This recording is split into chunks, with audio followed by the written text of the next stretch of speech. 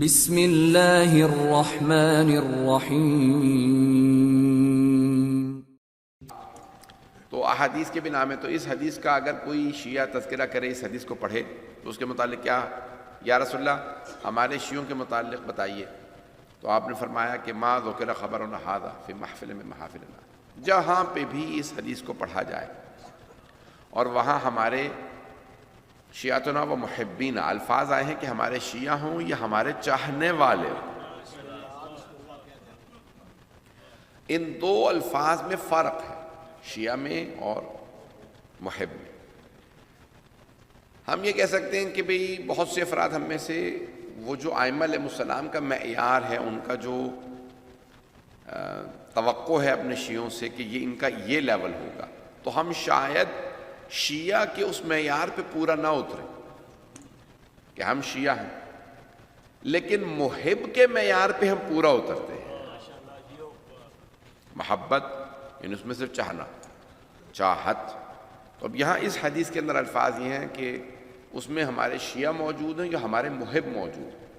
لیکن جہاں صرف شیعہ کا لفظ آتا ہے تو وہاں پہ علماء کہتے ہیں کہ توقع ائمہ کی بہت زیادہ ہے، یعنی ہمارا شیعہ کیسا ہونا چاہیے۔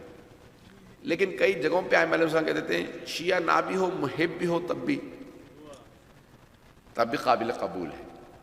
تو عزیزان گرامی یہ قابل غور ہے۔ اس حدیث کے اندر الفاظ یہ ہیں کہ من شیعتنا و محبینا،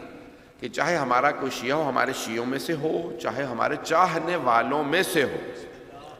اور اس حدیث کو پڑھے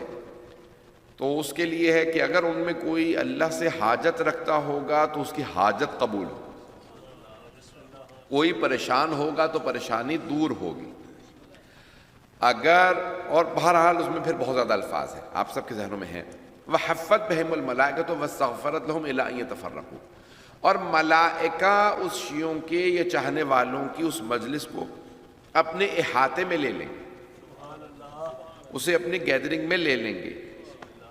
واستغفرت لہم الی ان یتفرقوا، جب تک کہ وہ چلے نہیں جاتے تب تک ان کے لیے استغفار کرتے رہیں۔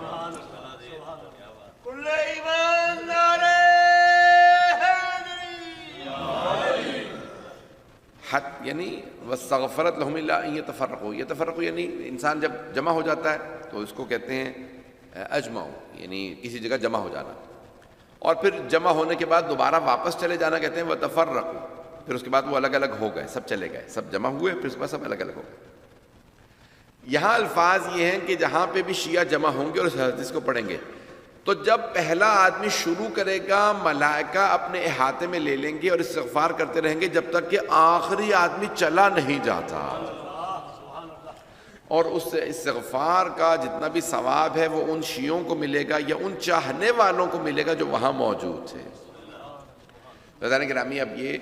ملائکہ استغفار کرتے رہتے ہیں جب شیعہ جمع ہو جاتے ہیں اور حدیث قصہ پڑھتے ہیں، اس لیے ہم تاکید کرتے ہیں کہ جب جمع ہوں تو وہاں حدیث قصہ پڑھ لی جائے، اور اگر نہیں بھی پڑھ سکو تو چند الفاظ پڑھ لیں، جب چند الفاظ بھی پڑھیں تو اس کا خاص مقام اور ثواب ہے۔